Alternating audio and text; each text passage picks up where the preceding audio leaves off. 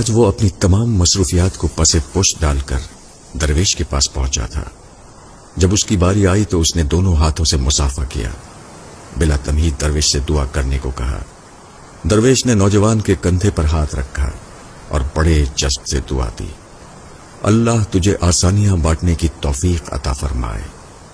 دعا لینے والے نے حیرت سے کہا، حضرت الحمدللہ، ہم مال پاک کرنے کے لیے ہر سال وقت پر زکوٰۃ نکالتے ہیں، بلاؤں کو ٹالنے کے لیے حسب ضرورت صدقہ بھی دیتے ہیں، اس کے علاوہ ملازمین کی ضرورتوں کا بھی خیال رکھتے ہیں۔ ہمارے کام والی کا ایک بچہ ہے جس کی تعلیم کا خرچہ ہم نے اٹھا رکھا ہے، اللہ کی توفیق سے ہم تو کافی آسانیاں بانٹ چکے ہیں۔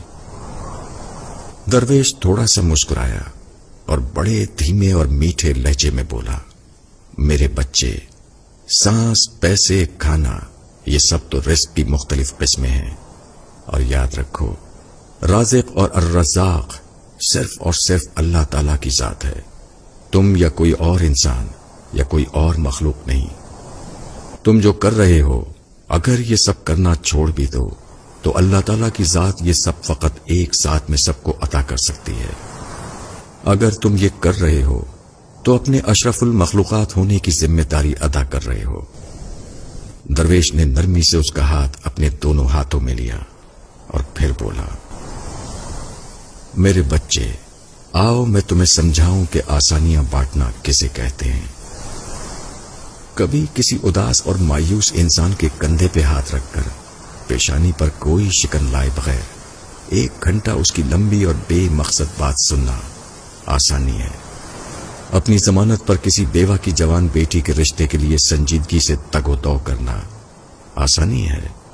صبح دفتر جاتے ہوئے اپنے بچوں کے ساتھ محلے کے کسی یتیم بچے کی اسکول لے جانے کی ذمہ داری لینا، یہ آسانی ہے۔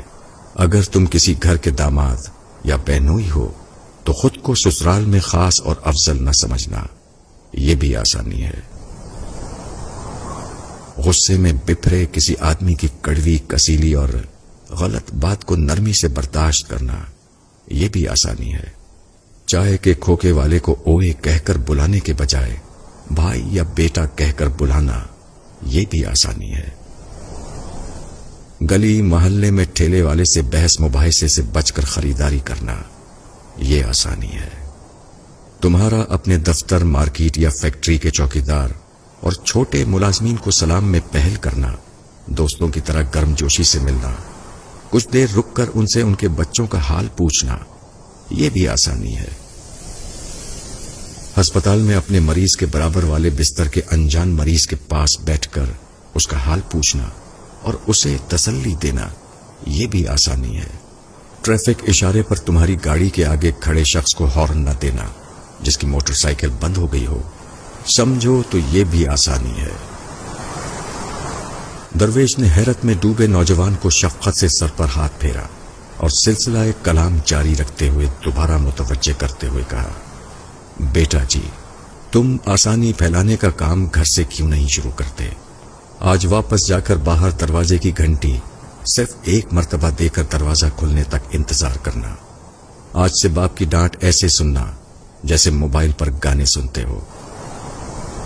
آج سے ماں کی پہلی آواز پر جہاں کہیں ہو فوراً ان کے پاس پہنچ جایا کرنا۔ اب انہیں تمہیں دوسری آواز دینے کی نوبت نہ آئے۔ بہن کی ضرورت اس کے تقاضا اور شکایت سے پہلے پوری کر دیا کرو۔ آئندہ سے بیوی کی غلطی پر سب کے سامنے اس کو ڈانٹ ٹپٹ مت کرنا۔ سالن اچھا نہ لگے تو دسترخوان پر حرف شکایت بلند نہ کرنا۔ کبھی کپڑے ٹھیک استری نہ ہو تو خود استری درست کر لینا۔ میرے بیٹے، ایک بات یاد رکھنا، زندگی تمہاری محتاج نہیں، تم زندگی کے محتاج ہو۔ منزل کی فکر چھوڑو، اپنا اور دوسروں کا راستہ آسان بناؤ، انشاءاللہ منزل خود ہی مل جائے گی۔